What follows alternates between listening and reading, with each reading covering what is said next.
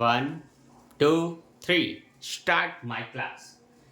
Hello and welcome guys, स्वागत है आप सभी का शंकर सर की क्लास में। बीकॉम सेकेंड ईयर के प्यारे बच्चों, आज आपको मैं बता दूं कि स्टैटिक्स में अब तक आपने क्या क्या सीख लिया है, क्या क्या सीखना बाकी है और आगे के वीडियो आपको किस तरह से मिलेंगी।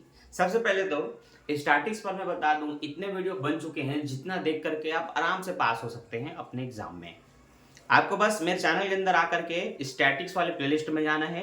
जितने भी वीडियो मिले सबको देख लो, उसमें आप उन प्रैक्टिकल को सीख जाओगे जो एग्जाम में आते हैं और बना लोगे ना, 45 नंबर आपको कंफर्म है। लेकिन अगर आपको पूरा बनाना है, आपको कंफर्म 75 नंबर की तैयारी करनी है और आप पूछेंगे कि सेकेंड ईयर में सबसे सरल विषय क्या है, तो मेरा जवाब रहेगा स्टैटिक्स। इससे सरल सेकेंड ईयर में कोई भी विषय नहीं है। इससे सरल पूरे बी कॉम के पूरा फर्स्ट से फाइनल तक में कोई भी विषय नहीं है, क्योंकि ये बहुत ही सरल टॉपिक है। अगर आप प्रैक्टिकल बनाना सीख जाते हैं ना, तो इसमें ऐसा कोई कठिन प्रैक्टिकल आता ही नहीं जो आपसे ना बने या एग्जाम में छूट जाए। बहुत इजी है, ध्यान से देखना। सबसे पहले हमारी प्रैक्टिकल की शुरुआत होती है माध्य से, जिसको आप मेन भी कहते हैं। उसके लगभग 3 से 4 मेथड है और बहुत अलग अलग प्रकार के क्वेश्चन है, इसलिए उसके अलग अलग फार्मूला मैंने लिखे हुए हैं। एक बेसिक सा क्वेश्चन होता है जिसमें बस नंबर सीरीज में संख्या दी जाएगी 1 2 3 4 5, और जिसका जो भी मीन है वो मतलब जो नंबर है वो कोई भी अलग अलग हो सकते हैं, उनका मीन ज्ञात कीजिए या औसत या माध्य ज्ञात कीजिए। वो आपको पहले फार्मूला से बनाना है, सभी को x मान के जोड़ लेना है और जोड़ने के लिए सिग्मा का प्रयोग किया जाता है, इसलिए सिग्मा x लिख दिए हैं। और कुल पद जितने होंगे उसको n से दर्शाते हैं, इसलिए नीचे में वहां पर n लिख दिया गया है। आगे जो अगला स्टेप होता है उसमें अब क्या होता है, एक आपको f का मान दिया रहेगा, एक x का दिया रहेगा, तो दोनों fx कहला जाते हैं। ठीक है, दोनों का मल्टीप्लाई हो जाता है, वही पदों की संख्या n को रख देते हैं। कई बार आप जब n का जगह सिर्फ गिन के ना जोड़ करके जब टोटल को लिखते हैं, जैसे कि f का मान लेते हैं 5 6 7 8 9 है, जो कि मैंने 4 ही 5 अंक बोला, तो आप 4 5 लिखते हैं तो आप n लिख के बनाएंगे। लेकिन अगर आप सबको जोड़ देते हैं तो वो सिग्मा f कहलाएगा। फिर आपका एक ऐसा मेथड आता है जिसको आप लघु रीति बोलते हैं, जिसको आप शॉर्टकट तरीके से सीखते हैं और बनाते हैं। उसके लिए आप सेकंड फार्मूला लगाते हैं। फिर आता है पद विचलन, जिसके लिए लास्ट फार्मूला लगाते हैं। तो माध्य अगर आप सीखते हैं तो आधा अधूरा नहीं सीखना है, कंप्लीट सीखना है, शुरू से लेकर के एंड तक की माध्य में क्या क्या आता है, जिसका भी वीडियो चैनल में मिल जाएगा। और अगर आपको अभी नहीं मिल पा रहा है तो कोई दिक्कत नहीं, एंड में बताऊंगा, बने रहना वीडियो के एंड में। मैं एंड में बताऊंगा मतलब इसी चैनल अभी वीडियो के लास्ट में बता दूंगा कि डिटेल से सारे वीडियो कैसे और कहाँ मिलेंगे, अभी सीरीज से जो हम अभी नए तरीके से आपको पढ़ा रहे हैं। माध्यिका पर 2 ही फॉर्मूले हैं जो कि सेम है, लिखने का तरीका अलग अलग है। बुक में ऐसा दिया होगा, वो ऐसे भी होता है, जो कि आपका बेसिक है 8वीं 9वीं 10वीं से। ये है माध्यिका और ये है उसका अपर रूप। ठीक, बहुलक में आप जब आते हैं तो बहुलक का यही फॉर्मूला है जो एक ही है, उसके बाद वो खत्म है। और ये सब मिला करके यूनिट 1 को कवर करते हैं, जिसमें पहले प्रैक्टिकल यूनिट 1 में पूरा आता था, अभी थ्योरी बोल दिया गया है, मतलब सेकंड में आएंगे। अब सेकंड में पहले से क्या विराजमान थे, या के प्रमाप विचलन, विचलन गुणांक, चतुर्थक, चतुर्थक गुणांक, ये लोग विराजमान थे। जिसमें से चतुर्थक का सबसे सिंपल सूत्र होता है Q3 - Q1 डिवाइडेड बाय 2।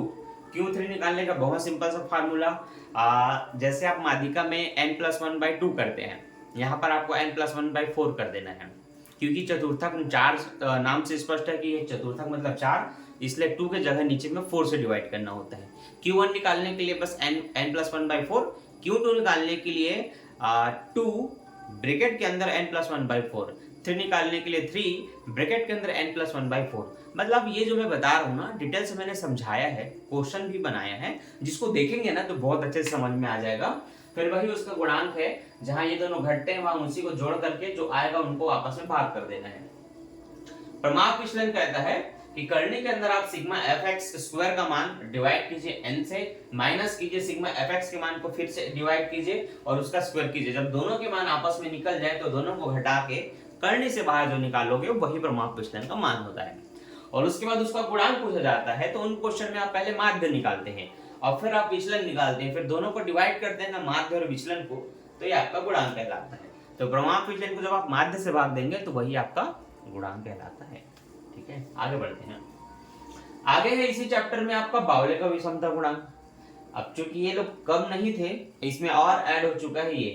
अब इसमें कंफ्यूजन ये क्रिएट होता है कि अगर सभी यूनिट 1 के अंतर्गत 2 में आ चुके हैं तो फिर एग्जाम में क्या आएगा, तो एग्जाम में कुछ भी आएगा।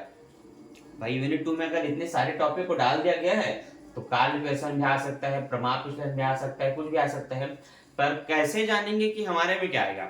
देखो इतने सारे टॉपिक है ना, बिलासपुर ने माध्य दे दिया, तो रायपुर ने चतुर्थक को दे दिया, और दुर्ग ने प्रमाप प्रश्न को दे दिया, तो भिलाई ने काल प्रश्न को दे दिया। ऐसे करके ना हर यूनिवर्सिटी अलग अलग क्वेश्चन ट्राई कर सकती है, कभी कभी सेम भी हो जाता है, लेकिन अधिकतर देखना कि हर यूनिवर्सिटी कोशिश करती है कि बाकी से हमारा क्वेश्चन अलग रहे, ताकि पैटर्न में बिल्कुल अंतर रहे, बच्चे एकदम एक ही चीज को ना पढ़ें। ठीक है, इसलिए सारे टॉपिक अब यूनिट 2 के अंतर्गत आ चुके हैं, लेकिन आपको ये सारे टॉपिक सीखना है।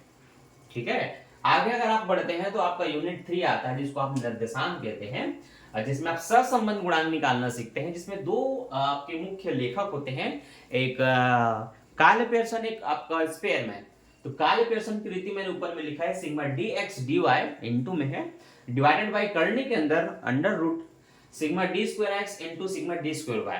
जब इन मान को आपस में आप सॉल्व करेंगे तब आपको निकलेगा कार्ल पियर्सन का सहसंबंध गुणांक, जिसका एक बहुत बेसिक और बढ़िया मेथड है, जिसको आप देखेंगे तो सीखेंगे। अगला आपका स्पेयरमैन का रीति, जिसके लिए ये फार्मूला 12वीं 11वीं से आप पढ़ते आ रहे हैं, इकोनॉमिक्स में है, आर एस बराबर 1 माइनस 6 सिग्मा डी स्क्वायर बटे एन ब्रैकेट में एन स्क्वायर माइनस 1। अब ये सभी फार्मूलों का प्रयोग हम अपने चैनल में पहले से कर चुके हैं, आप इनका वीडियो बिल्कुल ढूंढेंगे तो मिल जाएगा, और अगर नहीं भी मिलता कोई दिक्कत नहीं, आपको नए सिरे से पढ़ना है। अभी के 2025 में जो एग्जाम आएंगे उसके हिसाब से नए सिरे से पढ़ना है, नए क्वेश्चन, नए मेथड और नए तरीके से मैं आप चाहते हैं कि मैं पढ़ाऊं, तो अब मैं आपको बता देता हूं कि मैंने आपको बहुत पहले बताया था, इस सदी की शुरुआत करने से पहले, मतलब ये 2024 में जब अपनी पढ़ाई स्टार्ट की थी, तो मैंने बताया था कि आपको आने वाले टाइम में मेंबरशिप भी लेना पड़ेगा चैनल का, जिसका हिंट आपको चैनल के वीडियोस में मिल जाएंगे। तो अभी ये पोस्ट में भी अलाउ हो जाएगा, शॉर्ट में भी डल जाएगा, और फिलहाल आपके वीडियो में भी मैं आपको बता रहा हूँ कि अब आपको मेंबरशिप ज्वाइन कर लेना है, जिसमें आपके एग्जाम के जितने टॉपिक मैंने लिखा है उनको डिटेल से समझा के एक्सप्लेन करके विद क्वेश्चन, एग्जाम के क्वेश्चन के सॉल्यूशन के साथ अपलोड होते रहेंगे, जो कि अब नॉर्मल बच्चे नहीं देख पाएंगे जिन्होंने सब्सक्रिप्शन नहीं लिया होगा। देखो मेरे चैनल में ना सब्सक्राइब बटन के बगल में ज्वाइन लिखा होगा, वहां पर ज्वाइन करेंगे, लगभग 119 रुपये में आप चैनल की सदस्यता ग्रहण कर सकते हैं, और फिर जो इंपॉर्टेंट वीडियो बता रहा हूँ आपके लिए, जो आपके एग्जाम से रिलेटेड होंगे, वो सब आप वहां पर देख सकते हैं। जो बच्चे पहले फर्स्ट ईयर में लिए होंगे उनको ज्यादा पता होगा, बाकी नहीं भी पता है तो आपको पता है कि किस तरह से ज्वाइन करना है। ठीक है, तो कोई भी डाउट रहेगा उससे रिलेटेड तो आप मुझे इंस्टा में मैसेज करके पूछ सकते हैं, मेरी आईडी है शंकर दास 2017 @। ठीक है, ध्यान देना ये सभी आपके यूनिट 1, 2, 3 को कवर करते थे। अब अगर नए पैटर्न के अनुसार यूनिट 1 में थ्योरी डाल दिया गया है, तो ये पूरा जो मटेरियल है सिर्फ यूनिट 2 का है और वो यूनिट 3 का है। 4, 5 में क्या होने वाला है, 4, 5 में कोई मेथड नहीं है, याद रखना, ऐसा कोई कचरा टाइप का कोई मेथड नहीं है, कोई सूत्र नहीं है। एक बेसिक कॉन्सेप्ट होता है जिसको आप एक डब्बे के अंदर, एक कॉलम के अंदर बनाते हैं, और आपका यूनिट 4 कंप्लीट हो जाता है। यूनिट 5 थ्योरी का सब्जेक्ट है, जिसमें प्रायिकता संभावना करके चैप्टर है, और उसके जो प्रैक्टिकल क्वेश्चन है वो बहुत बेसिक है, उसमें कोई बहुत बड़ा फार्मूला लगा के क्वेश्चन नहीं बनाना होता, वो बहुत बेसिक तरीके से बन जाते हैं, जिसका डिटेल वीडियो अब आपको मिलेगा जब आप मेंबरशिप ज्वाइन कर लेंगे हमारे चैनल पर। ठीक है, साथ ही साथ आप पीडीएफ भी बाय कर सकते हैं इंपॉर्टेंट टॉपिक्स के जो एग्जाम में आते हैं। उसके साथ साथ आप लाइव क्लासेस भी ले सकते हैं, मतलब पैड क्लासेस। मैंने बताया था कि अक्टूबर से हमारी रिकॉर्डिंग क्लास शुरू हो जाएगी, जिसमें मैंने इन सारे टॉपिक को सॉल्व करके एक वीडियो सेपरेट बनाया होगा। आप एक अमाउंट दे करके आप इसको बाय कर सकते हैं, और जब चाहे तब इन सारे टॉपिक के सॉल्यूशन देख करके सीख सकते हैं। वो अगर आप चाहते हैं कि भाई आपका अप्रैल में एग्जाम है और मैं लास्ट मार्च के 20 तारीख के बाद देखना चाहूँ, मैं 10 दिन में देख के क्या सीख सकता हूँ, तो आप आराम से 10 दिन में देख करके सीख सकते हैं। तो रिकॉर्डिंग क्लास 1 अक्टूबर से सेल होना स्टार्ट हो जाएगा। तो आपको अगर स्टैटिक्स का रिकॉर्डेड क्लास चाहिए तो आप वहाँ पर भी मुझे वहाँ पर नहीं, मतलब इंस्टा में मैसेज करके मुझसे जानकारी ले सकते हैं और रिकॉर्डेड क्लास बाय कर सकते हैं। ठीक है, तो बाकी लाइव क्लास की सुविधा रहेगी, आपके सेपरेट सब्सक्रिप्शन में वीडियो डालेगा, आप रिकॉर्डेड क्लास भी ले सकते हैं। और मिलते हैं नेक्स्ट वीडियो में। Thanks for watching. इस वीडियो को दोस्तों में शेयर करो, अच्छे से तैयारी करो। कई बच्चे पूछ रहे होंगे कि थ्योरी पढ़ सकते हैं कि नहीं, पढ़ सकते हो, लेकिन चैप्टर बहुत ज़्यादा है एक थ्योरी बनाने के लिए। अब आपके ऊपर है कि अगर आप थ्योरी पढ़ सकते हैं तो पढ़िए, नहीं तो कोई दिक्कत नहीं। ठीक है, क्योंकि यूनिट 1 में ही ना 7-8 चैप्टर हैं या 11-12 चैप्टर हैं, जिसमें आपको एक तो थ्योरी आना है। अब आप थोड़ा पढ़ाई करो थ्योरी का, बाकी मैं मिलता हूँ प्रैक्टिकल के साथ। Bye bye bye.